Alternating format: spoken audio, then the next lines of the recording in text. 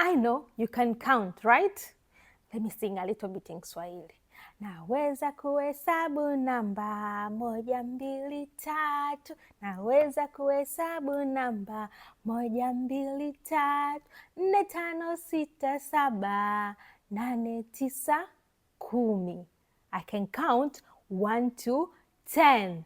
1, 2, 3, 4, 5, 6, 7, 8, 9, 10. Okay? But also these numbers have their sounds that they begin with. We have 5, 6, 9, 7, and 10. All right? 5 has a f sound. 6, 6. 9, 7. We have number 10. You see, even numbers have sounds.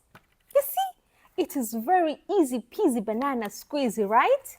Yeah, I know, child. So numbers, animals, we have what else? Any other object is made up of sounds, and those sounds are all around us, Okay? Don't forget to do your work. Then what do? Take a picture and tell mommy to send it to Teacher Upendo. Bye.